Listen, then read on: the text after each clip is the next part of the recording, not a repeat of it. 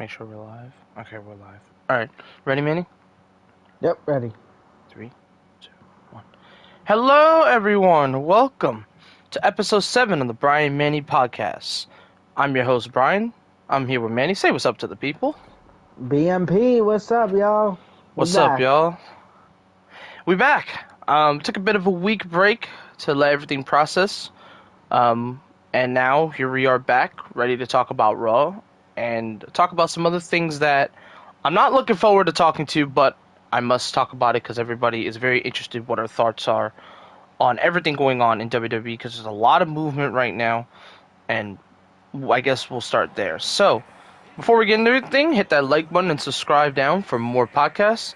And enjoy some excellent action as I am doing the Money in the Bank women's ladder match in the background, so you guys can enjoy some action while we talk.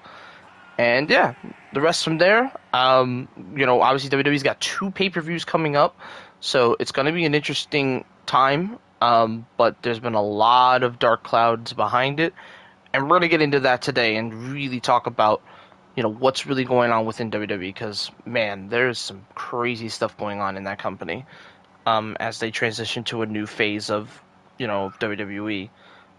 It's going to be interesting. Yeah. But, other than that, let's get to the other news outside of WWE, and then we'll get to Raw.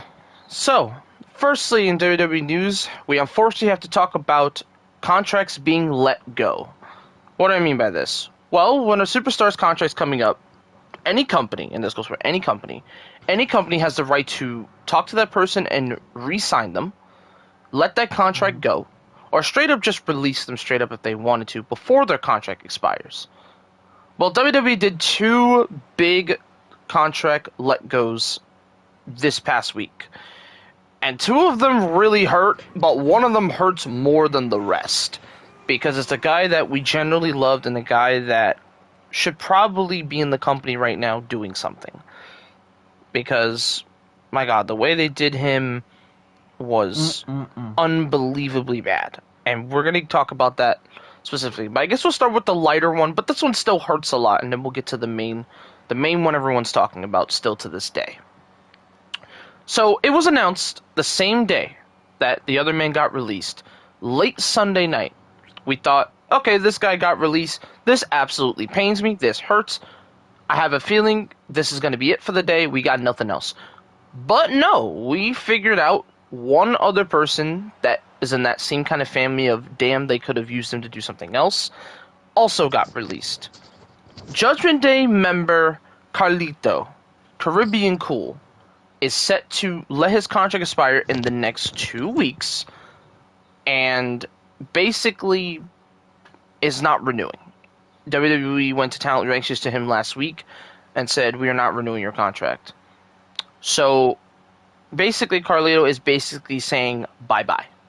Basically, he's going back on the indies, Crazy. like how he did those years ago when they picked him up, and now he's basically gone again.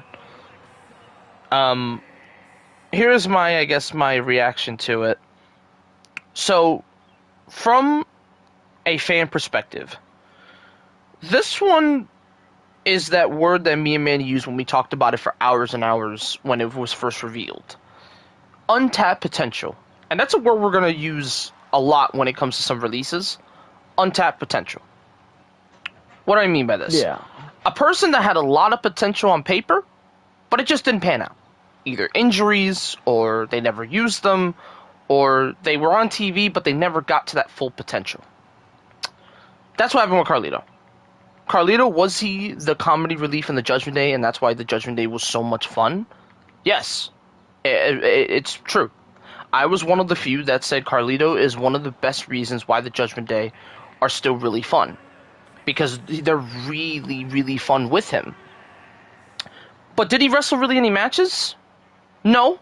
He was a manager, which he shouldn't have been. He should have been wrestling. But he was a manager. Nope. You know, he went out with Dom, he went out with Finn, he went out with JD. He didn't do much with Raquel Olive, though. Those two went separate ways. But he was there with the boys. And he was really funny because his DLC came out last year and they never paid for it. It was a funny running joke that they had. It was really good stuff.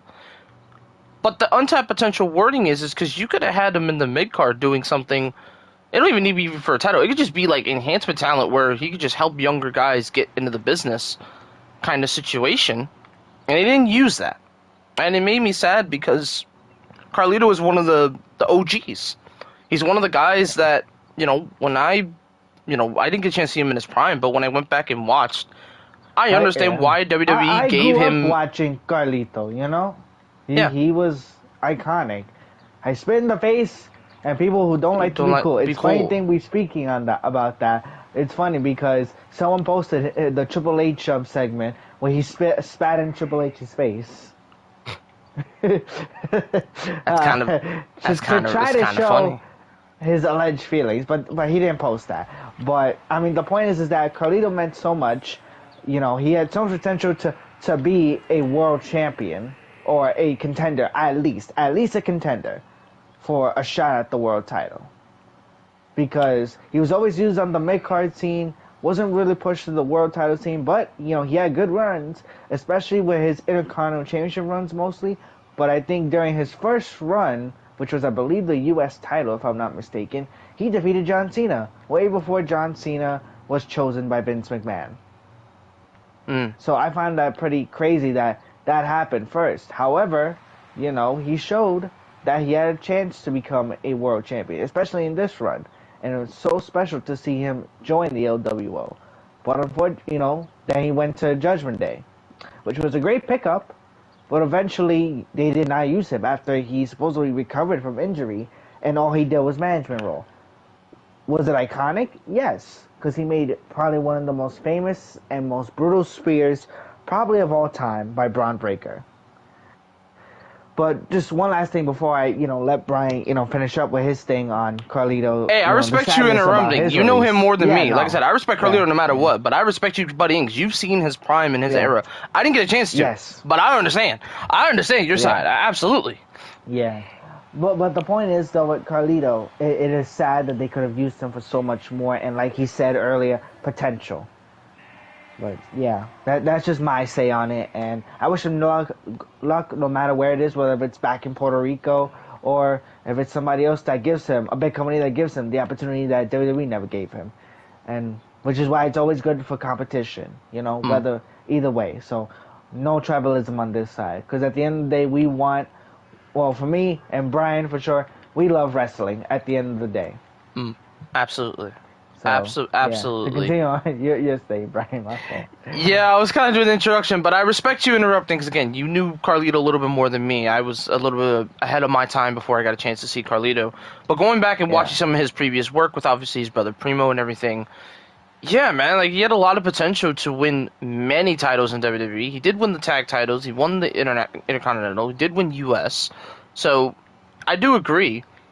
This run, though, it would have been just nice to have, like, maybe one more U.S. title where it all began. Maybe him and Cena have a feud, which would have been kind of cool. Even if he didn't win the title, it would have just been kind of a cool, tribute. Because Cena is one of his bigger rivals, more underrated rivals, so people don't talk about it as much. But Carlito and Cena's rivalry went far back. Brother, it literally led to a story of Jesus dying in a clubhouse, even though that story is so based, it's not even funny. But yeah, they did bring that up a lot. So you would think you'd want to take advantage of that, but they never really did, unfortunately. And it was just kind of an unfortunate thing. But I will say, as you said, I do wish Carlito the best in everything he does. If he goes to Puerto Rico, if he goes to different companies, hell, if he stays in the U.S. and does some work on the indies, maybe do some signings, like how he was doing before, and just tell funny stories. Yeah, absolutely. Wish Carlito nothing but the best when it comes to everything, because, man, Carlito is such an incredible talent when it comes to just being really funny. He's generally like a good comedian, and dude's just a great dude. Of course, So kudos to Carlito and his return, and shout out to him getting in shape. Like, it's not easy to get in shape back in the WWE shape, but man, that dude went into WWE shape.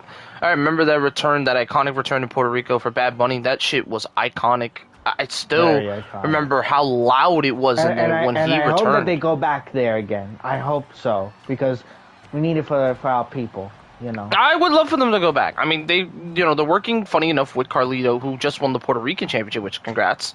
They're actually working with them right now in the WWC right now. So Carlito's technically working with WWE, even though he's not with the company anymore. He technically is working on because they won the world title this weekend. So, but also, and I'll talk about this in Raw more. It kind of does suck that they kind of just took out his stuff. They didn't really do like him there maybe doing like an attack where the Judgment Day kick him out of the group or something. Not really. They kind of just gave him a tribute with like the Apple Bowl that he had, and they put a Reaper on it, and then they took out the PS5, which was the funniest thing. It looks kind of depressing, and I'll explain why it felt kind of weird seeing all of that. So, but yeah, very interesting stuff there. But now we got to get to the toughest one. Yes, Carlito was tough. Don't get me wrong. Carlito was tough. That one hurt. But this one hurts the most because of the person and the amount of moments this guy has given us. So much. The other man that got released, and this one makes me absolutely sad, is the man, the myth, the legend himself. Ron Cena, a.k.a. Ron the Truth Killings. In short, R-Truth. It was announced the day of, early in the morning when I woke up. I think it was around 12 o'clock I woke up.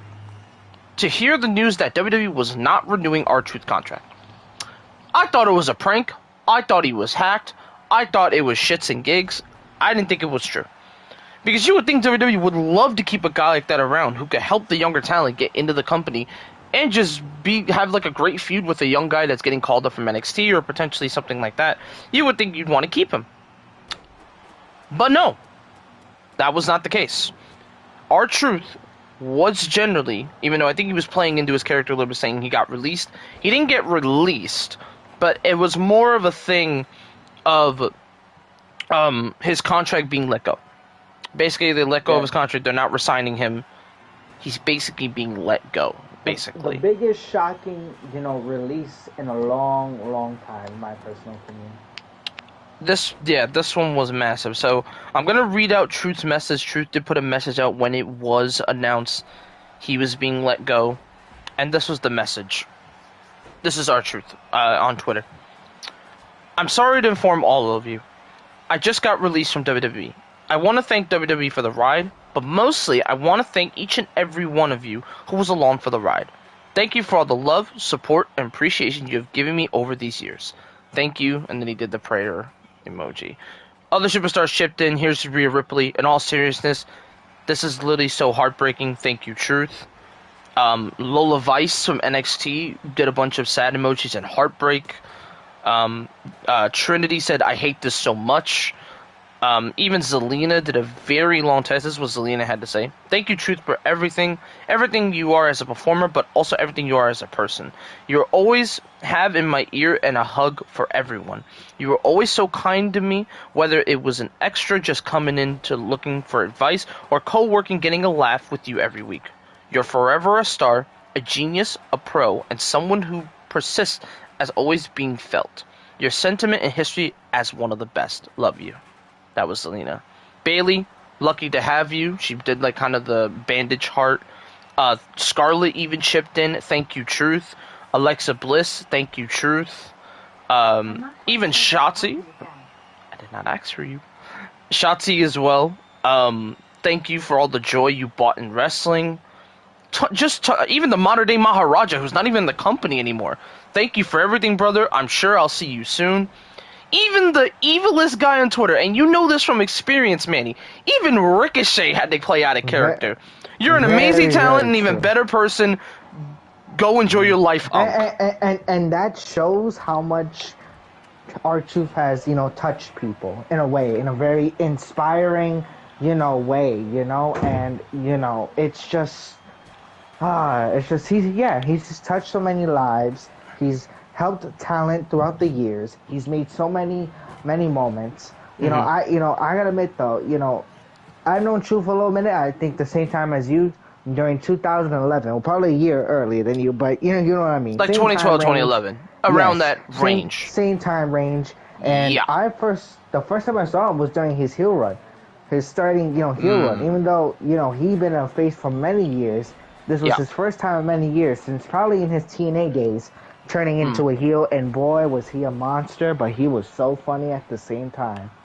He really And was. and he has so much potential to be world champion. But unfortunately, it did not happen. He didn't win a world title before, joining WWE. But the point is that, for Truth, he didn't need to win a title. No. He didn't need to win a title to make a moment. He's made Yeah. moments and funny moments for lasting many years. That it shows that, in my personal opinion, he could be a first ballot Hall of Famer, or at least a close second or third. But he's just iconic. He didn't need a title to be iconic. Mm-hmm. And it's just so sad that someone that has dedicated with WWE for the last almost 30 to 40 years, well actually, yeah, almost 30 years into your business, and you just let them go just because of supposed reasons, because of certain bullshit with the last owner, supposedly. If it is true or not, because there's been, of course, so many rumors about why he has gotten released, and Carlito as well. But one of the main ones, as we're gonna discuss a little bit of, some of some theories that I heard was, again, due to money issues. So another one was a ridiculous one, which I'm not gonna name up because the person that said that was either stupid or wasn't even thinking right. Yeah. Or just basically stereotypical, which is, again, another form of stupidity either way, which is, that shouldn't even be mentioned on this stream either way. Yeah. But the main thing I would say was due to money issues, saying that, he didn't get paid as much as he did the first time, so, yeah. And I respect that theory and everything. Even though I kind of, like I said, I agree to a degree, Yes. but to me, That's fine. it didn't look like to me Truth cared really about money at all. Like No, I think I don't think so neither. I think he was more of kind of shocked right then, because I even got the report from Fightful that he was even shocked that he was being let go, because he got told this. I think they said Saturday night he got a message from Talent Relations that we're not renewing your contract. And he told the news in the morning. When it was Sunday morning, he relayed the news to everybody. And it was just a shocking moment. I even heard the report backstage that everyone was just shocked, surprised, because everybody thought, yeah, Truth's probably gonna get a new contract and get re-signed. I thought that too, even if his contract was coming up. Which, by the way, I heard nothing about Truth's contract coming up this year. I heard nothing about this. I just want to put this out here. They were so secretive on Truth's contract. I didn't know his contract's coming up. Usually I hear rumors that dude's contract's coming up, this dude's contract's coming up. Truth was not that person. I thought Truth been re-signed. I thought he had a long extension that WWE was going to keep him for years and years and years. But no, like, they just straight up just let his contract walk, let his contract expire, and now he's basically a free agent. It's kind of crazy to think about that, because you would think a guy like Truth, you'd want to sign that guy day one. Keep that dude around. Don't lose that. Don't lose that at all. Especially as a locker room presence, you don't want to lose that, because now the morale in the locker room is now a lot lower than most. Like, now a big boost now is the lost. morale has been so bad lately, and not just that though, but the effect that has gotten to a lot of the superstars. And here's another thing that I wanted to say also regarding Truth, that, of course, I don't think he cares about money, but I think he cares about money in a way of feeding his family. I've seen him spoke about it a lot during his, interview with Chris Van Vliet, and, shout out to him as well. Great interviewer, knows a lot about the business. Shout out to him again. But, it's not just, money out of greed. It's money out of, taking care of his family, his relatives, his children, you know. And I think that's another thing that we can say, that some people do care about money because of that. Not to say that they're greedy or anything, but, to take care of, their loved ones. Yeah. So, which I guess it could have been, not enough for him to take care of his family. So, he felt he had to do what he had to do, in a way. Whatever the case was, whatever the situation, was, we'll have to wait to see and confirm that, at another time. But it's pretty shocking, sad, so many emotions. Yeah, but really, for real,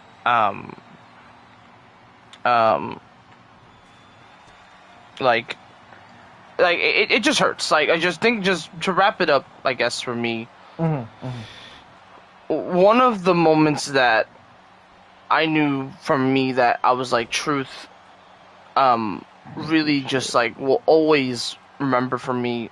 Obviously, of course, was his work with Judgment Day was some of his best work. I had so much fun him in the Judgment Day with Damian Priest and Rhea. It was just fun after fun after fun on Monday nights. It was so goddamn fun, so much fun.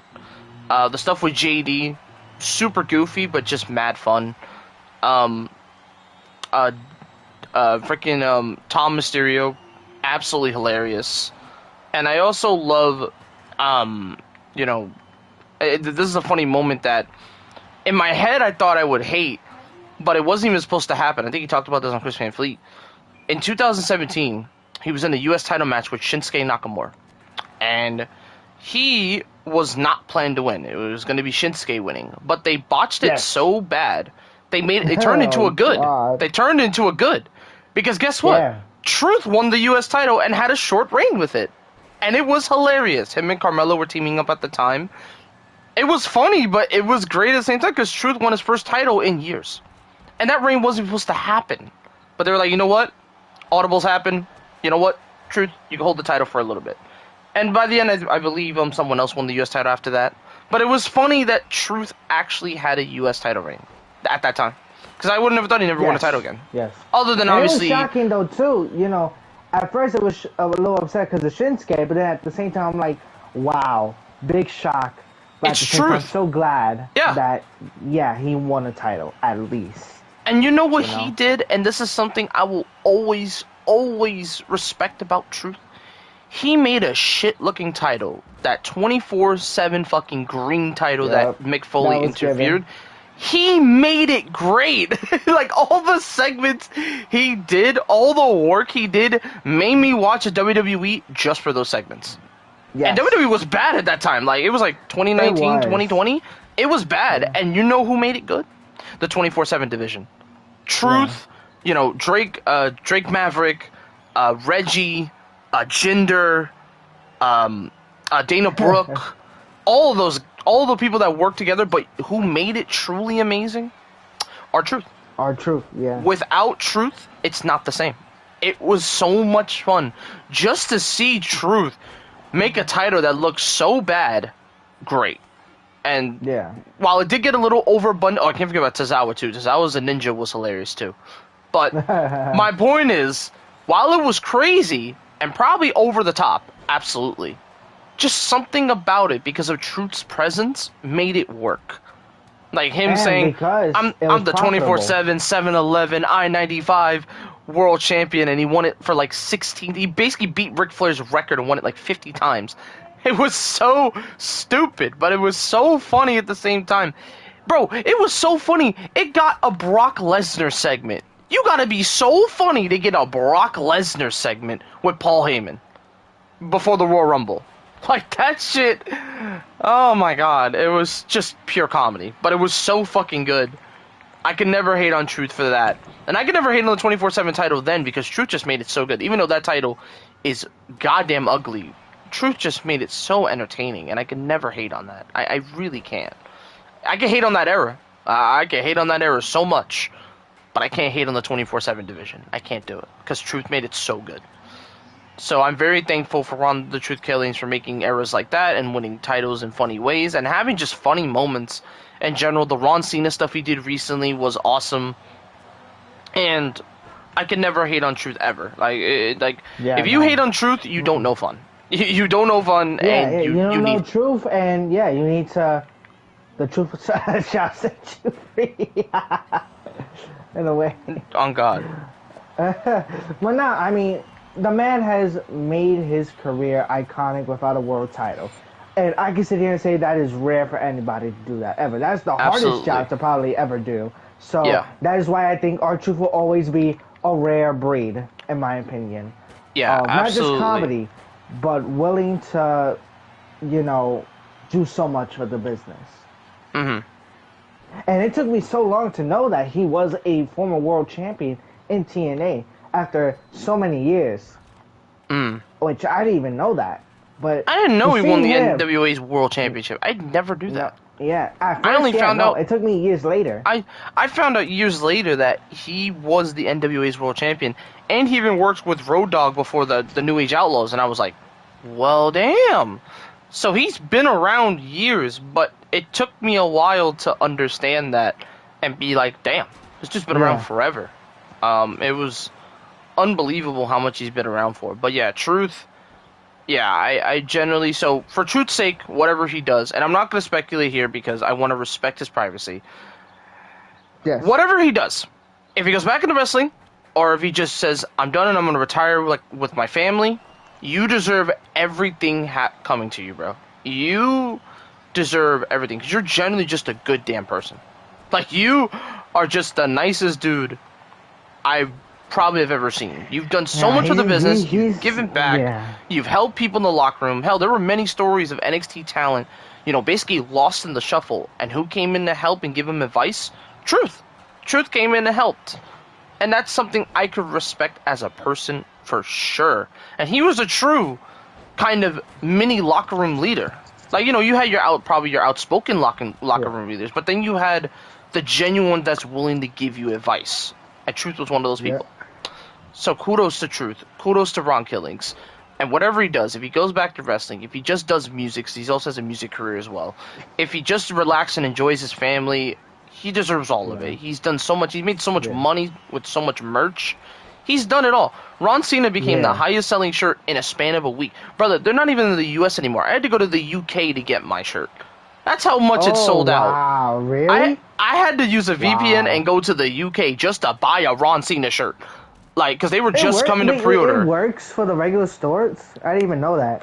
It does. As long as you put your address during the Euro shop, it'll work. Uh It huh. might it might cost the Oh, same in the US because of the euros, because like international spending, but yeah. it works because now I have my order. I'm waiting for it to go through. It's going to be here by July, hopefully, and I'll have one last good memory because I actually do also have the Judgment Day Truth shirt because I got that one on Yes, sale. I I do love remember that. that. I Yeah, I think love I that did see shirt so that. much. So I Yeah, do have yeah. a I Truth definitely shirt. gotta get me a shirt. Yeah. But Ron Cena was one I needed to get. If there was one I need to get before it goes away in obscurity, it was the Ron Cena shirt. So I was very thankful and glad I was able to get one. But I had to go to different lengths to get it. But my point is basically to finish up. Truth, whatever you do, I'm gonna support you no matter what. If you go to a different Yes. company, I'm gonna support you. If you go to like a TNA and do some funny stuff there, even though I've already seen this thing of potentially are false to All Elite, which is just so stupid, but it could work if you think about it. Yeah. If you do that, absolutely, I think it'd be really fun for you to do that. But whatever you do, if you retire, if you continue to do music, if you just enjoy life, you deserve everything, Truth. You've done it all. You've done everything you could think of.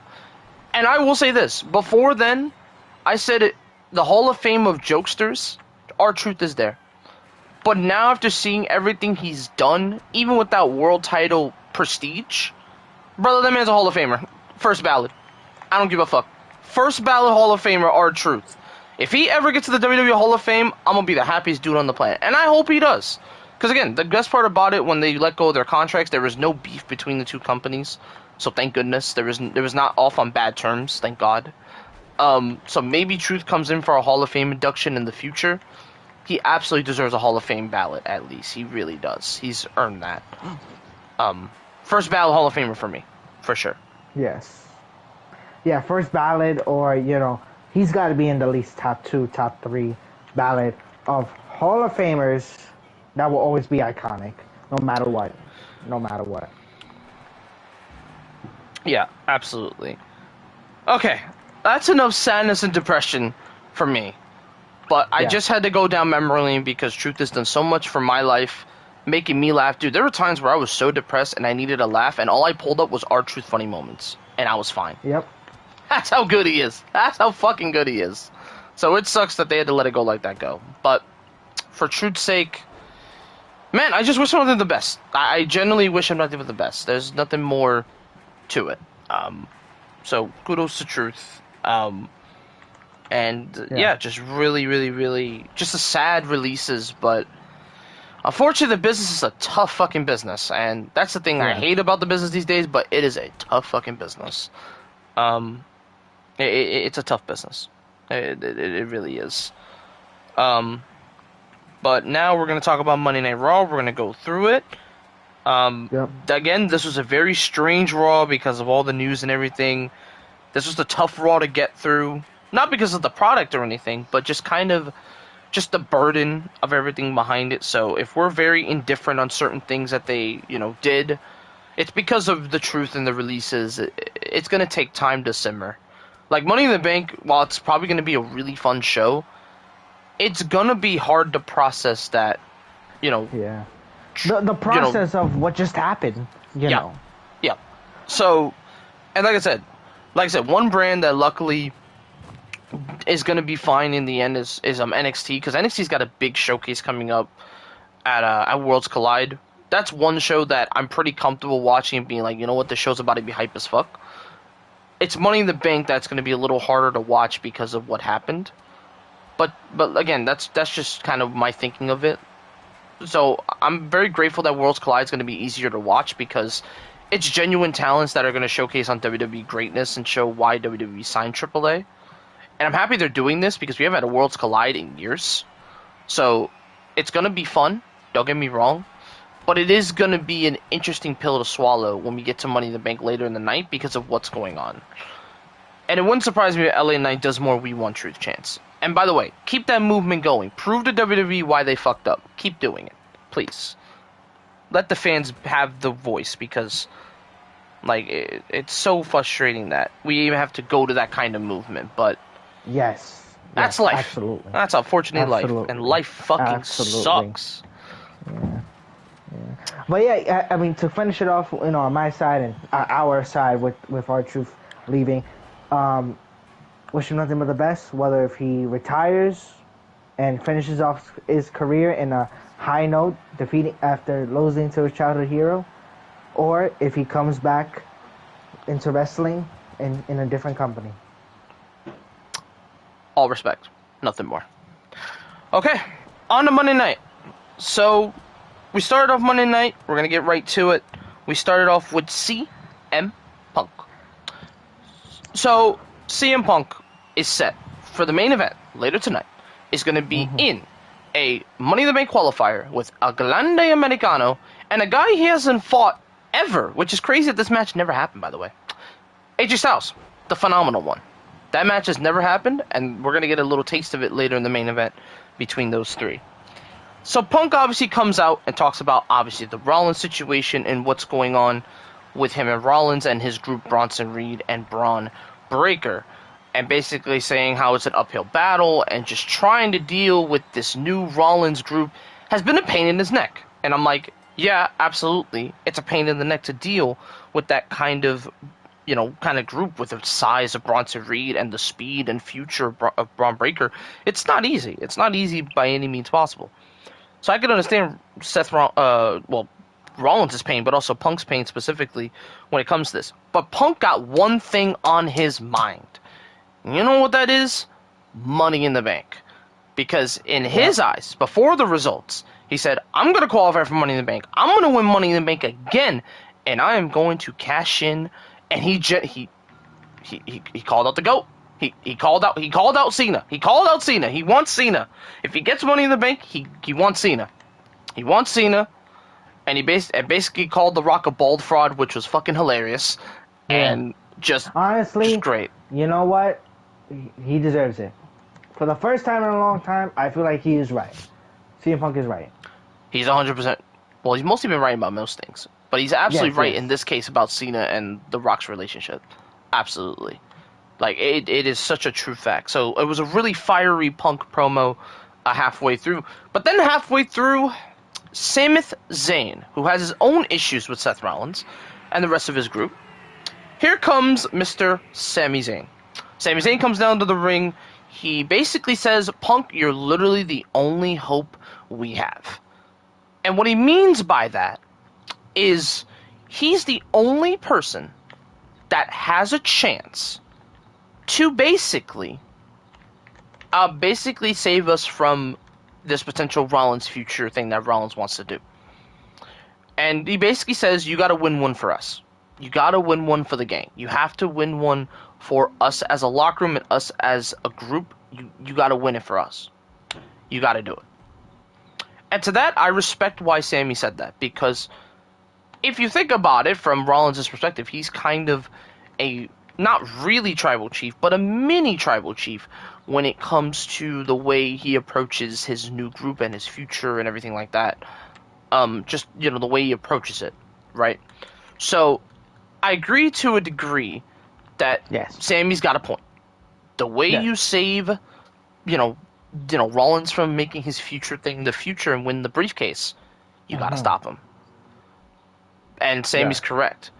But even though we know the results already, and Punk basically failed. Yeah, did lose because of interference. Because of interference. And we'll get to that in the end of the night. We'll get to that. Yes. We will get to that. For now, there's still a chance that they can save that in a way. But regardless, from there, we'll kind of see what happens with that. But to, basically finish reviewing the segment, really good segment. Really good segment from Punk, as always. Punk is always great on the mic. There's nothing wrong with Punk on the mic. He's always so, basically, he's so consistent on the mic. Like, there's nothing wrong with him on the mic. He's just great at what he does. It's just something that he's great at doing, and it's something that, I can, appreciate, right? So, for me, I respect, why, they're like, Punk, you're the savior, you're the one that could save us from this Rollins filth in their eyes, even though I really love Rollins' group. Rollins' group is just straight up, just amazingness. So, Of course. But yeah, really awesome stuff when it comes to promo stuff. So good stuff from Punk, good stuff from Rollins. And yeah, it was a great segment to start the night. Good segment. Yeah, good segment to start the night. Yeah. Then we have backstage, Perez finally talking to Liv after what happened last week and the miscommunication with Liv losing to Kairi Sane. Perez basically offers Morgan to help tonight, but Morgan says the best way you could help is staying out of the way. Rodriguez yells at Perez as Morgan leaves. Morgan runs into EO and promises to use Money to Bank to take her title, because Liv is also in a qualifying match, which is going to be the next match. And basically saying she's going to win Money in the Bank and go after EO. Fair enough. Now on to the qualifying. Well, there was an extra thing. They did show a video package of the newest Raw Women's Superstar, who I am so excited is getting called up and needs a bit of a boost in the division. And that is the La Primera, Stephanie Vaquer, the former NXT North American Women's Champion. And they showed a little package. They basically hyped her up. And that was amazing. Now, I'm going to let you take the floor because we have our first qualifier match. Stephanie Vaquer versus Ivy Nile versus Liv Morgan. Man, so much this match did, and I think one of the biggest hopes of this match was the debut of none other than Stephanie Vaquer. La Primera. And boy, the La Primera. And for sure, she did deliver. She delivered on, what everyone expected from her. And that was just basically greatness. Mm-hmm. Ivy Nile, Liv Morgan did their part as well. This was a pretty good match, but at the end, it was shockingly La Primera who won this match, and I believe, if I'm not mistaken, she pinned Ivy Nile to win this match. Yes, she did. Yeah, she pinned Ivy Nile with the SVB. P. Yep. So, really good stuff. Stephanie Vaquer has a potential to do something really special this coming Saturday.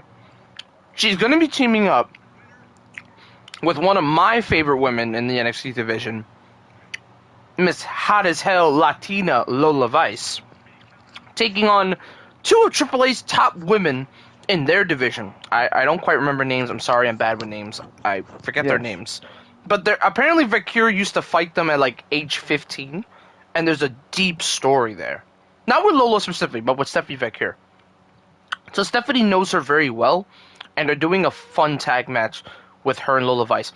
Now, excuse me for gooning out a little bit, but No, you're fine. the idea of Hot as Hell Lola Vice and Hot as Hell Stephanie teaming up together will not only break the internet, but will probably goon out everyone in the arena. Because Lola Vice, Oh yeah. absolutely stunning, and Stephanie Vecchio, Ow. also absolutely stunning. Both teaming up in the same match. One has a hip attack, one has the Devil's Kiss. The amount of gooning in a tag match is going to be fucking wild. In the words of Booker T. Ah, ah, ah, ah. Oh yeah, man. Oh yeah, man. Oh yeah.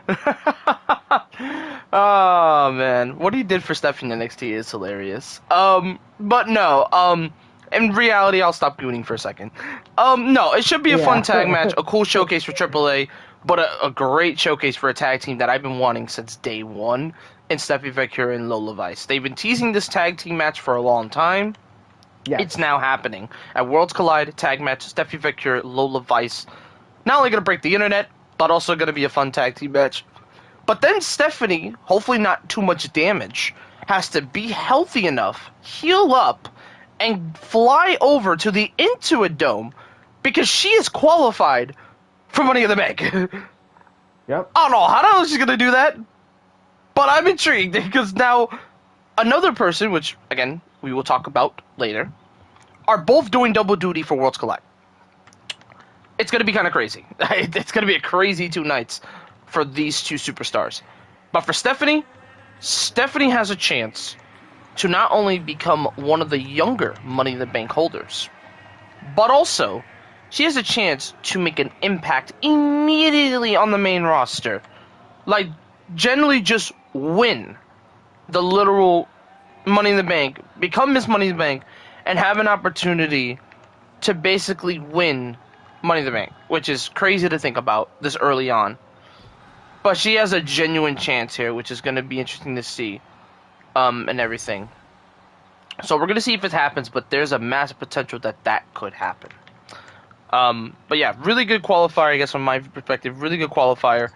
I will say WWE has been very good with their qualifiers this year. They've picked a lot of great people to do qualifiers. They did a great job this year when it came to qualifying matches and different matchups.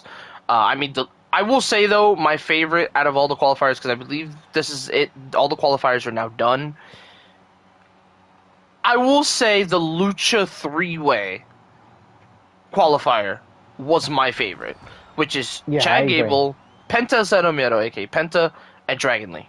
Those three put on an absolute clinic last week. That was my favorite qualifier out of all of them. I thought that was a perfect fucking qualifier. And then I would also say Jacob's qualifier was pretty good too. I did enjoy Jacob's one. Yeah, no, I think that one was pretty good. That was my second favorite. Ooh, that one was second good. favorite.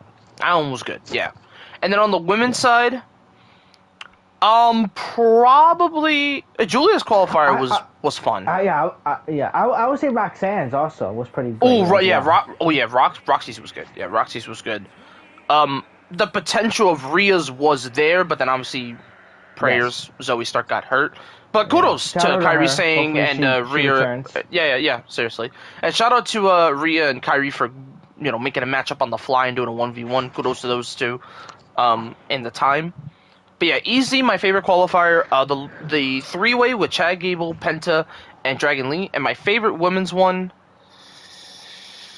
either Roxanne's or Julia's is probably my two favorites. But I'll give it to Roxy because Roxy, she had a very cool kind of ending with Natalia. It was a really cool match. So I will say, but hey, I do hope WWE does the same philosophy next year for Money in the Bank qualifiers. This is exactly how you do qualifying matches. Triple threat matches, 3 top talents go into Money in the Bank. Simple but effective. So kudos to WWE. Very simple but effective. So good stuff there. Oh yeah. Then from there, next thing we had, let's see here. We had a Paul Heyman AJ segment. It's pretty cool. Mm. So Paul Pretty Heyman, solid. yeah, Paul Heyman comes to AJ and says, wishes AJ happy birthday because it was AJ's birthday. Which happy late birthday to AJ Styles, a legend, a goat. Shout out to AJ. Offers him some information. He talks about Dominic Mysterio because Dominic Mysterio does not have an opponent right now for the IC title, and AJ was thinking of going after that title, but it hasn't happened. So he basically offers, I could give you a title match against Dom Dom. And Styles, but Paul's opposition was you have to back out of the match. And AJ, obviously not gonna happen. Who do you think he is? He's AJ fucking Styles. That's not happening. So AJ says he appreciates the offer, but I'm not backing out of this match. You're crazy, Heyman. I am going to win Money in the Bank and go on to cash in Money in the Bank. So, strong words from AJ. But again, I mean, AJ's match main event is a crazy match. Grande Americano versus CM Punk. And he got a chance to work with CM Punk for the first time in his career, which is still crazy to think about. They never fought before, but hey, here we are. Actually, no. Since the Ring of Honor days, the first time I believe 15 or 20 years, something around that, was said about it. It's absolutely crazy they have not worked for that long. But again, they were different people at that point. Yes. Punk was still young. Starting out. AJ was still young. It was a different time, man. But now, 20 years later, they finally worked each other at their fullest potential. Yeah, and now not only that though, not only are they veterans, but they're one of the best they're best in the world today, and especially in WWE. Yeah, they're legends now. Absolutely, they're legends. Absolutely. So and it's so crazy that speaking of what's his name, of AJ Styles, there were supposedly rumors about him trying to do the match with John Cena. I saw that. You know, that they don't have it planned, and I'm like. Because supposedly they said, and according to the speaker, they were saying that they're gonna have another instant classic, which is like, why are you stopping them from being great? I don't get that. If that's true. Yeah, if it's true, man, that's crazy. Like, why would the source say we're stopping them having instant classic? Wouldn't you want to have it instant classic? Like, isn't that what wrestling is about sometimes? To having banger matches and great story. Yeah. Do you know how much history AJ and Cena have? Like, it makes sense. You have to do that match. Sense. Literally, if Cena runs out of opponents and Cena wants to go to Raw, bro, AJ is right there. If you don't pull the trigger, then I don't know what the fuck to tell you, bro. Like, and people were generally saying, yo, AJ versus Cena at France. I'm like, yes, absolutely. Do you know how much Paris loves AJ? It's crazy, because he was a heel going into that match, and they loved him. They loved him. It's fucking crazy. It's the easiest lob I've ever seen. I'm like, yo, if you don't do that match in France, you're doing Cena's run a disservice. Like, what the fuck, bro? That's an easy match right there. You can have Cena get booed in front of Paris, and have AJ get the biggest babyface cheer in history. It generally makes sense. But no, WWE want to be stubborn and do other things. Come on, bro. Just do it. Just do it. It's so and plus, you don't even have to try that hard on the story. Like, just let Cena and AJ cook. They will cook each other. It's happened before. You remember the trend? Hashtag beat up John Cena? Do you remember? Yeah. Like, holy shit. Like, what the fuck, bro? Like, oh my god. It's so simple. You know what we're gonna do? Beat up John Cena. Beat up John Cena. You know what we're also gonna do? Crazy. Beat up John Cena. It literally was the version of the list, but in a funnier way. That's literally what it was, and it fucking worked. It was great. But I will say, if they never fought again, if they never fight again, which would be an injustice, I'm grateful in 2015 because me and you saw it live. We got a chance to see the epic rematch between John Cena and John Cena and AJ in person. Yeah, AJ. And I will still be grateful for that moment. I will. Yeah. Well, which, you know, it's sadly to look at it like this, though, but I do feel like that the plan moving forward might be Cody versus John for the rematch, which will be for SummerSlam, from the looks of it. I mean, I hope so, because, I mean, like, you would think, you know, that's enough time for Cody to breathe. You know, Cody's breathing right now. Yes. He is involved with Cena, but he's not challenging for the title, not quite yet. He's kind of holding off a little bit, which I'm okay with because I'd rather them wait a little longer and then say, okay, Cody's going after Cena for the belt. But until then, yeah, Cody should just do these little stories with Jay and Cena and just kind of go from there. And then when we feel ready, because, like I said, I will say, in the rematch, most likely, even though I'm not going to predict SummerSlam until we get there, No, no. Cody has a high chance of winning that belt back. Yeah. It's something that I could see in the future. But for right now, yeah, no, I like Cena and AJ is an easy lob. Like, especially if Cena keeps the title for a bit longer, that's an easy lob to do. If you don't do that match, I don't know what you're doing. It does just not make any sense. But regardless, you will see later on if Mr. AJ Styles can qualify for Money in the Bank. Mm-hmm. Then we had a vignette with Rusev. Rusev recently has finally found his first true feud other than Otis. Sheamus, old friend, League of Nations. So again, great, nice little segment from Rusev. They're starting to build him up. What I really like about this one is because when they showed the League of Nations, they basically blocked off Del Rio, which I kind of enjoyed. It was kind of goofy looking, but I was like, that's a great way to cover up. Shout out to WWE Productions. They did a great job covering that up. But no, they basically Rusev brought up the history of League of Nations and how Sheamus betrayed him and everything. And it's generally a simple story, but it makes sense. It really does. They were former partners in League of Nations, even though I didn't really count them as a group. They were still working together. So Rusev trying to basically say be careful, basically trying to get that revenge for Sheamus. And it looks like they're setting up a match sooner than later, which I'm very much looking forward to, because that's going to be a battle of the big boys. That's going to be big brutes going at each other. And Sheamus has been very good at that, for sure. So, yeah, Sheamus vs. Rusev, really good feud. I'm looking forward to that match coming up. And now, you're going to take the next match. War Raiders versus Judgment Day. You know, I can't lie. I feel like this was the downfall of the show, in my opinion. Oh, shit. Talk to me. Why? And the reason why I say this was not only I felt that the match was exhausting, again, you know, as we've been saying, the repeatedness of these tag teams, back and forth, Viking Raiders versus Judgment Day, which we've seen 100 times. We've seen the same thing for Viking Raiders versus New Day at this point. I just feel like there needs to be a change ASAP. That's why I feel like that, something needs to happen with these tag teams before there's basically no tag team on the Raw side. Yeah. Absolutely. And again, you know, I tried to care about the match. I tried to care about the New Day, which it has so much potential. But I think now it's been downhill. Yeah.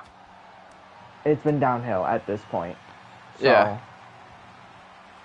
yeah, I think that it's time to move on from the New Day at this point. Yeah, I think I said it when we had our conversations on the phone. The best part about the SmackDown Tag Division is they have different combination of matches that always feel new. I mean, there's some matches that we haven't even gotten yet. Fraxium versus, this certain team or like Fraxium versus Motor City Machine Guns. We haven't gotten that match yet. That match has been teased for months. That has a chance to happen soon. Now the Wyatt Six are involved. You could do Fraxium versus Wyatt Six. You could do Street Profits versus Wyatt Six.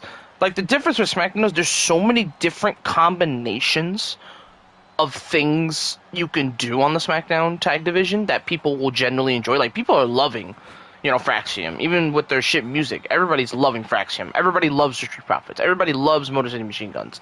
Everybody loves the Y6. Everybody's happy the Y6 are back. I'm happy the Y6 are back. Oh, yes. Like, I'm so happy they're back, and I'm excited to see what they're going to do in the tag division. And again, SmackDown is just high because they know how to build tag team storyline and matches and feuds. But the issue is with that part, which is the only thing that's issued with the roster, is being booked on the pay-per-views. That's the biggest concern of them not getting showcased enough on the pay-per-views. That's something that Triple H needs to work on too, as well. And the storyline better for Raw as well. That needs to. But the thing is, the 100% problem with the face. Raw storyline is sometimes I believe Raw does not deserve a pay-per-view feud. And I And I agree. hate to say Yeah, that I agree. because, Yeah, I hate again, it too. Yeah. I hate to say that because I think all people should make pay-per-view. That's a big, not only Yes. payday for them, but that's a humongous moment for them. Like, especially like if we go to like, let's say we go to SummerSlam, right? Because we are going to SummerSlam. I just want to announce everyone. We are going to Yes. SummerSlam this year. And if they announce for night 2, SmackDown Tag Division is going to be on night 2. We're going to be hype as fuck. We're going to be like, hell yeah. Let's fucking go. Get a chance to see some That's what I want epic to see. teams. But then if they announce the Raw Tag Division on night 2, I'm be like, man, yay, but like, man, you couldn't give us Yay, but Faction. nay. You couldn't give us Wyatt Six. You couldn't give us so and so. No. Yeah. All right. Well, we'll work with it. And that's what I want. Like- I think one of the biggest people that I wanted to see come out was the White Six. But again, injuries did happen between those guys, which, Yeah. okay, understandable. But, for future, I would like to see them on the show. Yeah. Yeah, I'd love to see But- him on the pay-per-view. Yeah. Absolutely. But The that moment depends would if WWE be books it. Yeah, the moment would be humongous. The Y6 have not made pay-per-view since their inception. And I understand why. Yes. I mean, you want to build up those big shows because, again, they do so many promos. I mean, Bo Dallas just did his first little Hunko Howdy thing saying we will not stop until what is owed, which I am very interested where that goes. And I like what they're doing there, where they're slowly building the Y6 back into contention. I like what they're doing there. But like like I said, when we get to the bigger shows like SummerSlam, which is going to be 2 nights now, that's a perfect opportunity to have the tag division on there. If you don't have at least one tag division on there on night 1, night 2, that's an injustice. Because if you can't even get them on WrestleMania, you can't even get them on SummerSlam. Like, okay, Yeah. all right, if you don't want to do Money in the Bank, fine, it's fine. You got the ladder matches, you already got that epic, Hollywood style tag match. Okay, fine. But at least, and I'm telling you, at least SummerSlam is the perfect opportunity to put the tag division. Because it's 2 nights this year. If it was 1 night, alright, it might be hard to do, but you can at least get one of them in there. But you're doing it for 2 nights, Saturday and Sunday. You would think that'd be a perfect opportunity to put both tag divisions on SummerSlam. It'd be a perfect opportunity to have the SmackDown division and the Raw division on those separate nights. If you don't, then you're doing the tag division a disservice. You're absolutely Yes. doing them a disservice. Especially for the Street Profits. Like, the Street Profits absolutely deserve pay-per-view. Like, they're so entertaining. They deserve pay-per-view more than ever. And not only that, though, they've worked hard for their position. Oh, yeah. After Oh, the yeah. bullshit that WWE almost put them through with, not being able to show them up or whatever. Yeah. Like, come on, guys. What are we doing? Yeah, You know? absolutely. But, yeah, like I said, it was a decent match. But, yeah, I do agree that kind of repetitiveness. I'm hoping something in the draft when they announce the draft, which the draft is going to be happening very late this year, surprisingly. Yeah, I've been wondering when that's been happening. It seems like now it might be after SummerSlam, which is late July, early August, September maybe, which is the latest no, the draft late ever been. August It's or usually September, yeah. it's usually after WrestleMania we usually get the draft, but that didn't happen this year, which is quite surprising. So I'm hoping when that draft gets announced, the Raw gets a whole new division and they switch it up, they add teams, because again, WWE recently, I mean, like I said, they're doing a lot of changes right now when it comes to NXT call-ups. They just called up Stephanie, just called up Julia. They're planning to potentially call up Ricky. Jordan Grace might be next. Potentially maybe this week or maybe next week, we could see Jordan Grace on SmackDown announced. Like, there's a lot of things happening right now in NXT specifically. And like I said before, and even though, like I said, I won't talk about it too much today, but I will give my congratulations to Mariah May, who just joined the NXT roster last night in WWE, which has been in the works for a while. But I'm very happy that they finally kind of confirmed it, and now Mariah May's got a fresh start for that women's division. So luckily NXT is adding more people and not they're losing people, but they're adding people to fill in. That's how good the NXT roster is. That's how stacked it is. But yeah, there are some tag teams in there that absolutely deserve a call-up. So we'll see what happens for the Raw side. But for the SmackDown side, yeah, like I said, SmackDown side, I actually have it's an exciting future for that tag division. But for the Raw side, yeah, it needs a whole new overhaul and then some. Like, it needs an overhaul. It really does. It really, really, really does. It's crazy. But regardless, so a couple of the segments, I'll zoom through these because again, there's a lot of segments. Becky Lynch did respond to Lyra Valkyria. A nice little promo from Becky responding to Lyra. They're going to have their rematch at Money in the Bank, Part 3. But the stipulation is, if Becky wins, Lyra Valkyria will have to put the belt around her waist and raise her hand in victory as kind of a forced respect kind of thing, which is going to be an interesting battle. This is a battle of respect. Can Lyra Valkyria finally get Becky's respect? But can Becky force Lyra to give her respect as well? Student versus teacher. It's a really cool story. Yeah. Part 3 on Saturday. And very passionate. And very passionate. I will say that. Very passionate. I've been very impressed with Lyra Valkyria lately. And every time Absolutely. she continues to very impress me and basically like her. So, I can't wait for the match. It's got me pumped. It's got me excited. And, I can't wait to see it. The one at Backlash was something else, man. The one at Backlash was agree. awesome. So now I'm really excited for the rematch. We'll see what they got planned for this one. Then we have, I'm sorry, there's a lot of gooning on this night. Stephanie Valkyria and Rhea Ripley in the same segment. Oh, yes. I can't handle all that, bro. I could see I can't handle all that. Tag team. The brutalizer, the brutality of Rhea, and the La Primera, the Dark Angel. And for anyone who knows, the amount of people that want that tag team and want that match, understandable, because I'm one of those people. You're telling me you have a chance to take the craziness and the wildness that is Rhea Ripley, and then the La Primera, who just breaks the internet alone, both teaming up together? You want to talk about breaking the internet? You better break the internet with that one, because they already teased it enough. They are going to be having a face-to-face at Money in the Bank, because they are all in the ladder match. Which I guess since they had the ladder match, I guess I could say the people that are in the ladder match for reference. So for the women's side, these are who in the ladder match. We have the veteran Alexa Bliss. We have Mommy Rhea Ripley. We have Steffi Vecchio, Roxanne Perez, Julia, and I believe, trying to think. Oh, Naomi. Naomi was the other one. That's a stacked women's. Literally, I'm gonna be honest. Any of those women can win that fucking briefcase. That's the crazy part. That ladder match is so stacked. There's so many people that can win that ladder match, and all of them are the right answer. I'll say it. All of them are the right answer. And I know, Rhea could be kind of a weird choice because Rhea's already got the women's title. But again, I could see a scenario where she goes after Io and does the cash in and potentially turns her heel. I could see that possibility. So literally all of those options are absolutely correct. And the fact that we're going to get Rhea Ripley and Steffi Vecchio in the same ring, you want to talk about gooning out? You haven't seen nothing yet. Steffi Vecchio is going to have a crazy weekend because she has to do the tag match and she has to do Money in the Bank. Good luck to Stephanie. It's going to be a fun time, though.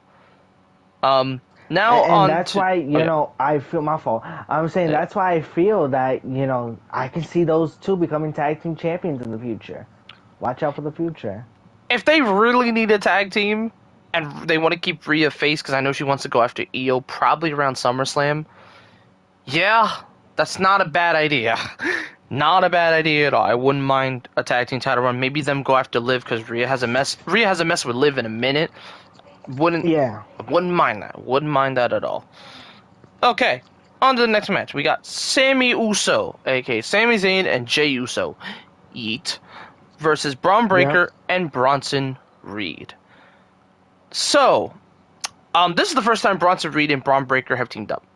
Ever since they accepted. Like, yes, they had some attacks and stuff, but they have not actually formally teamed up together and show that chemistry. And I will say, these boys, they were working like a well-oiled machine. They look like they've been tag partners for years. The amount of domination between Braun Breaker and Bronson Reed was unbelievable. Just the power and the speed. It's a great combination. And honestly, you want to try to save that tag division? You need a tag team. You need a big boy tag team. I know they want to go for singles gold, but them with Rollins holding the belts, one with the tag belts and one with the singles title, Undisputed Era style. I won't lie. I see the vision. Braun Breaker and Bronson Reed teaming up as a tag team. I can see the vision. I won't lie. I would love to see that. But for Sami and Jey, again, just more kind of this thing, because also before this, Sammy and Cross had another little confrontation. I'll talk about that in a few. But yeah, really, Sammy and Jay. Sammy had a really fun like dance that he was doing. He was getting down. It was really funny.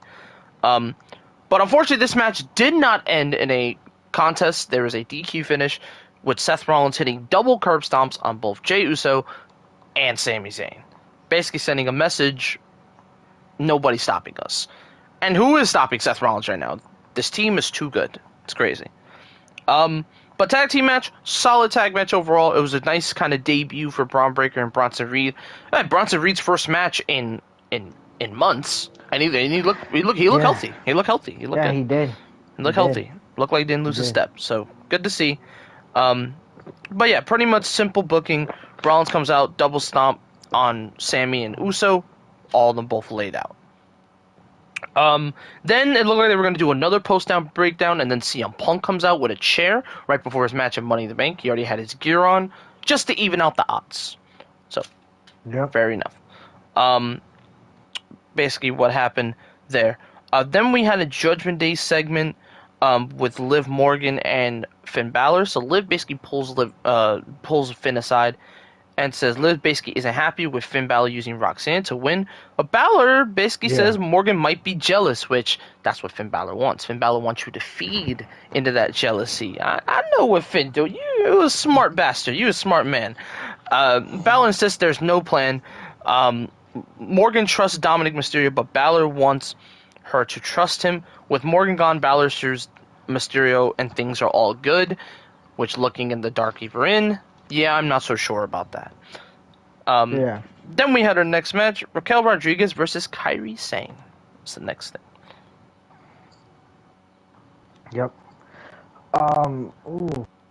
Again, pretty good, pretty solid match. Nothing crazy. But again, Raquel Rodriguez, big win. And personally, I believe that she could be the next, if they do decide to book her for the next number one contenders for the IC title, I could see it. I could see it on her Yeah, I could see in the it. future. Yeah. Lyra and Raquel have not fought in a while. Raquel almost had that match won the last time. I was gonna say She speaking of had that, won. the last time that these two fought, Raquel almost did the upset, but Raquel Lyra was able to beat her with a just roll got up. just got a little more, just had a little more. But Yep. Raquel was right there, Yep. and kind of the miscommunication with Judgment Day because she had Judgment Day with her, just a miscommunication, and then Lyra takes advantage right on the spot. So, but Raquel had her beat. I will say Raquel truly had her beat on God. It's crazy, but I would definitely love to see her back in the contendership for that title. Then we had the Sammy and Cross segment. So Sammy was in the trainer's room, and obviously the guy we want to see, Karrion Kross, steps into the room. Karrion Kross does not like what Sammy has been doing, and Zayn asks, "What do you want?" Well, what does Kross want from him? Kross says Zayn could be a 10-time world champion if he just does the right thing and be evil. So basically, if I were to explain to someone, because people generally ask me, what is Karrion Kross's character and what is his point? Well, if you look at the history of what Karrion Kross has done with just basically speaking words, he's turned a lot of people to the dark side, or shown a darker version of himself. AJ is a great example of this. AJ Styles and Karrion Kross had a feud on SmackDown, and even though Kross lost, AJ went to the dark side when he got back against LA Knight. That's example number one. A little bit of resemblance on kind of the Cena turn, even though it was mostly Cena and Rock. Kross did make a little influence into it because he's like, Cena's going to turn on all of you. He was right. The New Day, another great example. Final Testament, New Day turned heel. And there's a couple other examples. But if I were to give you the best example of what Karrion Kross's character is, devil in the shoulder. That's like the best description I can give you. Is he's the devil on your shoulder that doesn't go away until he does what he wants you to do. And not that though until you give in basically, which in a way he's tempting superstars, saying that you're not going to be a world champion or you're not going to be successful unless you do whatever it takes basically to show that you can be champion. And that's what he's trying to do with Sami Zayn lately, which I can't lie. It will be really shocked if not Shane, if Sammy turns heel. But also at the same time, I feel like that this babyface run is working. It's been more working than his heel run in my personal. Now, at first, the heel run was amazing, Mm, but eventually, I feel like that it fell off once he won the Intercontinental title or during his Intercontinental title reign. mm, I feel like it fell off during that.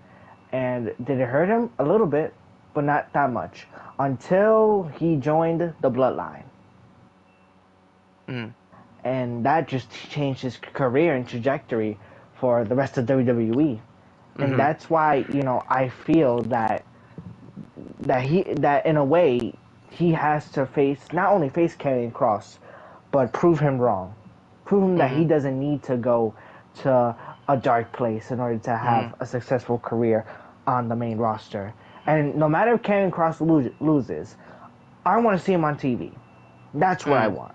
mm. I want to, and that's what you want too, Brian, if I'm not mistaken, too. Listen, you might be the most outspoken.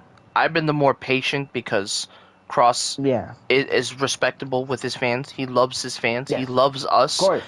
as Cross stands and fans. He says, just be patient with me. I'm We are trying my cross fans. best. I can't And lie. we We are. are. We are very We are. patient. Oh, I've been patient the most. Even when he was doing the stuff with Final Testament, I was still very patient. The stuff he was doing Yes. with the Yes. Wyatts, I was still patient. I didn't give up. Everybody can give up and say they're true Cross fans, but they give up. I'm not one of those people. Yeah. I'm still ride or die. Ride or die with him. Even when he gets released. If he does. I'm going to be sad. But I'm going to be like, you know what, Cross? You prove them wrong. You do it again. Like how they did with you in NXT, you do it again. You Yeah. prove You them do it wrong. again. You do it again. You go on the indies, maybe go to TNA, hell, even go to All Elite at this point, and just prove yourself. Because Yeah. I know you're worth more than what they think. They might just look at you as a money sign. I see you as untapped potential talent. If you just let him loose, he's gonna Yeah. be a breakout star level shit, I Yeah. see. Even though he should not even be a Yeah. breakout. He should already be an established veteran. Yeah. But no. Which he is, but at the same time, they just haven't given him a chance to be that moneymaker, to be that machine that can carry a feud, to be that guy that not only you can rely on, but can show you that he has what it takes to be the face of the company. Yeah. Which again, I think you said it, and I think I'm saying it, and we're gonna repeat this again. That if we don't seize nothing after Money in the Bank with Sami Zayn,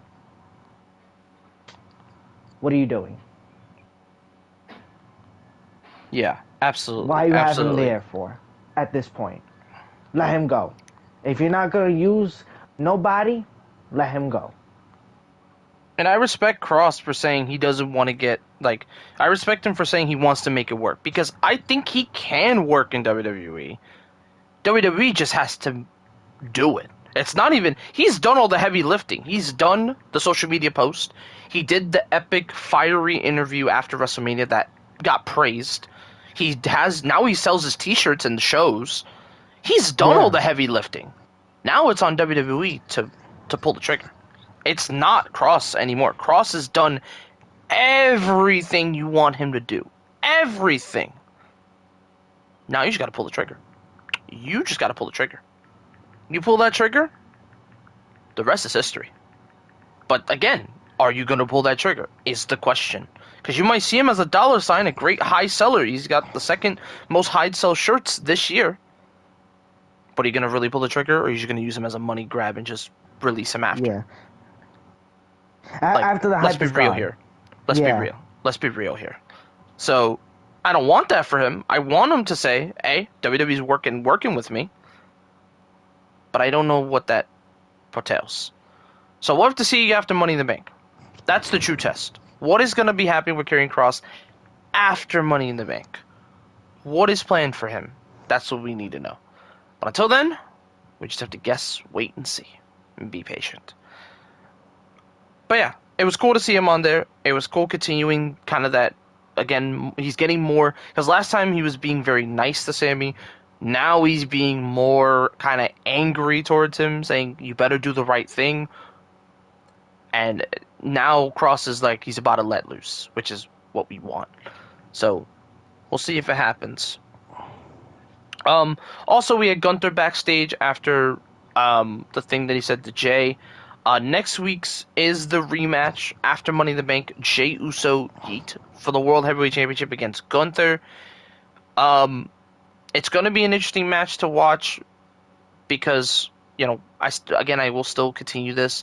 It is still really early, in my opinion, but it is going to be interesting to see if Sammy breaks the internet and potentially loses his mind and just gives up, or if it's a thing where he tries to even the odds, potentially, and have basically Jay retain, or straight up Jay retains with Gunther, and now we don't know what's next for Gunther, other than maybe a Goldberg. But until then, yeah, I don't know what's next for Gunther after Jay, because that match is happening next week. So we'll see what happens in Phoenix. Yeah. There's really nothing else to say about that situation. True. What's up ahead. All right, main event. Qualifying match, triple threat match. I guess I'll take this one. Because you've been taking a lot of the matches. I'll take this one. AJ Styles, CM Punk, El Grande Americano. Yes, El Grande. So, this is an interesting one because, like we said before, like you said in the beginning, do we want Karrion Kross to be in the spot? Yeah, I wish it was Karrion Kross in the spot. But hey, that's just my Kross fandom coming out. This man underneath the mask, even though I won't say names for kayfabe story, even though we know who it is. El Grande Americano is a very interesting individual. He's a luchador, but he cheats. He's not a real luchador. He's an athletic luchador, but he uses his head, and he has a metal plate in his head. It's kind of crazy. Yep. But I will give this before I finish the rest of the match. AJ and Punk, it was so cool to see those two finally fight on a WWE stage together for a little bit. AJ did his combination. Punk was doing counters. He hit the neck breaker. And it was just kind of a cool moment because AJ and Punk should have been a feud we got years ago, but it never happened because Punk left the company when AJ came in, and we never got that feud. I'm hoping Punk and AJ do cross paths, even if it's a respect 1v1. I want that match. AJ's in incredible shape. Punk is in incredible shape. Yeah. They got a lot left in the tank. Before AJ retires, I want that feud. I want AJ versus Punk 1v1. That's something I need. Because they proved to me on this night, and the little spurts that we got when El Grande wasn't involved and it was just them, they could put on a hell of a 1v1. So yeah, Punk and AJ, I hope WWE, after seeing the testing the waters with the triple threat, I hope they see that as a potential matchup. Because man, I would love that as a matchup. I would genuinely love that as a matchup. As a feud, I would love that. But the rest of the match is going out of control. Punk looks like he hits a GTS on AJ. It looks like he has the match won. But then, again, shenanigans. Seth Rollins' group comes out. Bronson Reed, Braun Breaker. The rest of the gang does come out to clear it out. But while that's happening, El Grande hits the headbutt. He hits the finisher, and El Grande Americano, I can't believe it, is going to Money in the Bank as the final qualifier spot. And the people in the Money in the Bank goes as follows. El Grande Americano, LA Knight, yeah. Solo Sikoa. Andrade. I'm trying to think if I'm missing anybody else. Who am I missing? I feel like I'm missing one. Who else am I missing? Andrade. Wait, you said Andrade? Andrade, El Grande, Solo. Yeah, Solo, LA Knight, LA Seth Knight. Rollins. Oh, Penta. Seth Rollins. That's what I was missing. I was missing Seth Rollins. Yep. Seth Rollins and Penta. Oh, Penta. Yeah, Penta's the other. Those are your 6. Yep. Now, again, on paper, probably one of the weaker ones. Not because of Penta or Grande. That's not why. It's just field-wise, definitely a lot more weirder names in this that would be in Money in the Bank. But could Yeah. the match absolutely slap? Well, yeah. I mean, you got Penta in this joint. You got El Grande in this. This match has potential to surprise everybody, and I hope it does, because there's a lot of good potential winners in this ladder match. There's a lot of potential um things specifically, um, and yeah, definitely going to be an interesting situation. So for that, I will say this: a Grande's chance of potentially winning back to back is a potential chance. I'm not saying it's happening, but my God, if WWE does it, it would be the craziest visual I've ever seen. One winning a world title and one winning Money in the Bank in a span of two characters and a span of a month. That's a crazy idea, but it is potentially likely. And on Thursday, tomorrow, when we talk about the rest of this card and who we think's going to win Money in the Bank, there's going to be some serious conversations for El Grande Americano. And I can't believe I'm even thinking of saying that, but I am. There's serious conversations. He has a chance to win this whole thing. And again, I'll let you know who my favorite is tomorrow. But overall, I guess to finish up on Raw where I'm at, this show, again, solid. I went like around an 8. I think it was a solid 8. I the burden of hearing like the "We Want Truth" chants and the tributes with Carlito and then Truth getting shut down with the merch, it really hindered my viewing of it normally, because normally I just view it as like a really solid show, and I still did. But that burden of seeing those "We Want Truth" chants and them taking over some of the matches that weren't interesting, and hearing "We Want Truth" the whole night, man, it was hard to get through. It was a hard night to get through. Again, solid show overall, structurally and everything. I thought everything was good, but that just hearing those "We Want Truth" chants was hard Yeah. to get through. It was. Yeah. It was a very awkward show. Still stellar, still solid, but definitely the shocking events that has transpired with Truth, one of the biggest releases in a while, and Carlito, just made the show awkward. But it, yeah. Yeah, absolutely crazy. But yeah, 8 for me. Well, yeah, Um, and I was gonna say my rating. I think for me was also an 8. Again, solid show. Um, it was solid for what it was, but again, just the effects of what's happened, definitely took a toll of the rest of the show, I think. yeah, absolutely. And while again, very much looking forward to Money in the Bank, very much looking forward to Worlds Collide. It's still definitely going to linger in the back while we watch these shows. Not specifically Worlds Collide. Worlds Collide I think is going to be just fine. But Money in the Bank is going to feel weird watching because of everything that's going on. Again, I think it's going to be a great night for WWE. They're going to a great arena and then into a dome. A great arena that they went for Monday Night Raw on Netflix, and it went really, really well. But it's going to feel weird because of the releases and who's on it. It's going to feel strange because just the release burden is going to hurt. It's going to hit different. So, first pay-per-view without Truth and Carlito, it's going to feel weird. And we'll see how WWE handles it. We'll see how the media handles it, and we'll just kind of go from there. Triple H, if they have a post conference, we'll see how Triple H handles it and his questions and everything, and we'll see. It's gonna be a weird night on Saturday when it comes to Money in the Bank. Worlds Collide is gonna be a lot of fun. I'm looking forward to Worlds Collide. Um, but yeah, it's gonna feel weird. Let's just put it that way. And I thought I was gonna end it here, but I did just get a breaking news. I do have a update on Karrion Oh, Kross's contract status because oh my Fightful God. just updated the status. So this is what they Oh, say. Jesus. So Karrion Kross contract status updated by Sean Rassap, who got the report. So this is what Sean is saying in his team. Karrion Kross is in a contract year, and there still hasn't been much progress. Fightful Select Sean Rossett reported earlier this year that Karrion Kross' contract was up, with sources claiming the contract is up in the summer. At the start of June, Fightful inquires with sources close to the situation and close to Kross about the update. Based on what we've heard, WWE has not yet approached Kross about a contract extension or a renewal, and we haven't heard if they have indicated interest in doing so.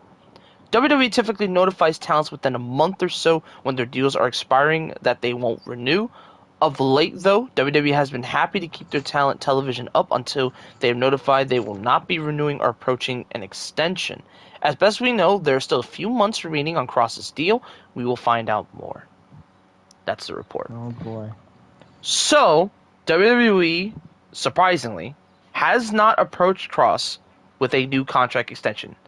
His contract is expiring somewhere in the summer. Now, they did not say a date, so it is very unknown. We don't know.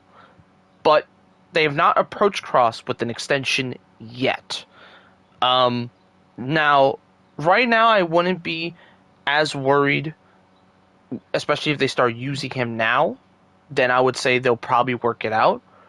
But if he continues to just be in little spots of TV and not doing matches or anything, then I'd be a little worried. For Kross fans, I'd be a little worried if they have not worked out a contract yet.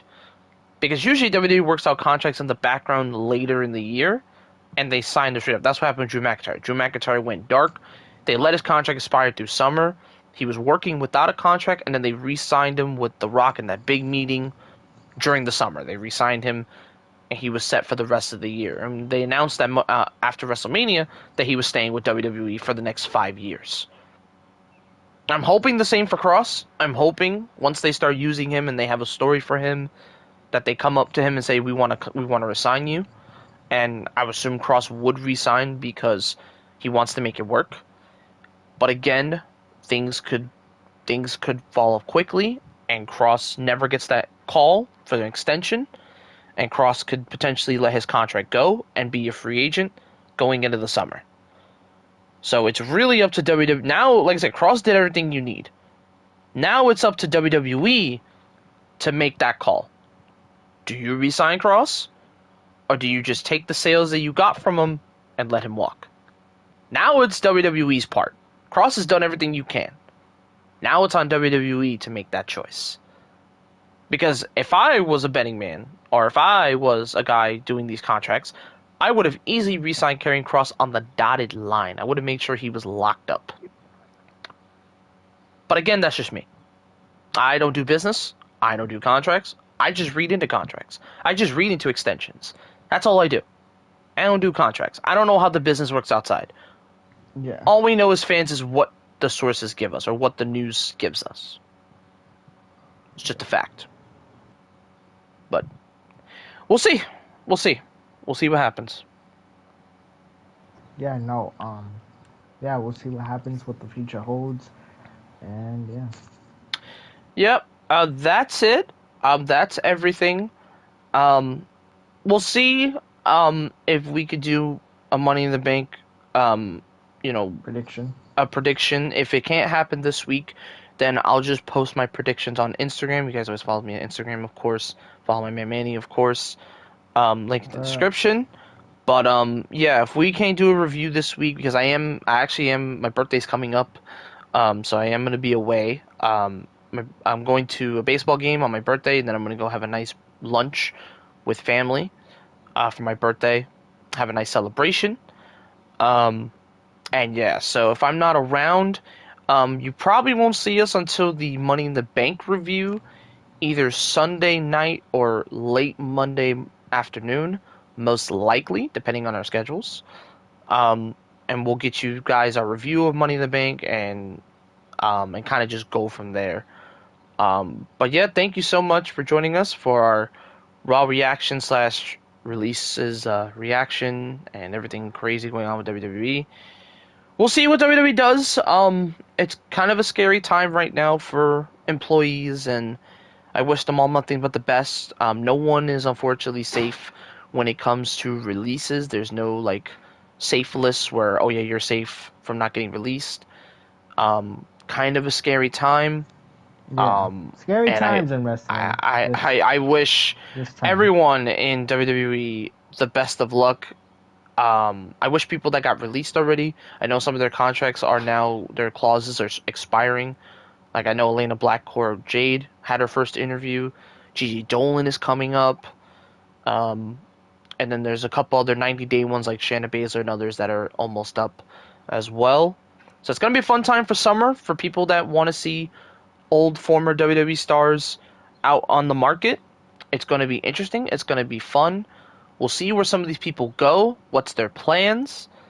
Um, yeah, but from there it should be fun, and yeah, we'll see what happens. And hopefully WWE hopefully just continues the good product even with unfortunately the money greed and everything. I hope it doesn't affect it too much, but again, we'll have to wait and see. Thank you all. Thank you for joining us. Um, we'll see you guys soon, and thank you for See you watching. next time.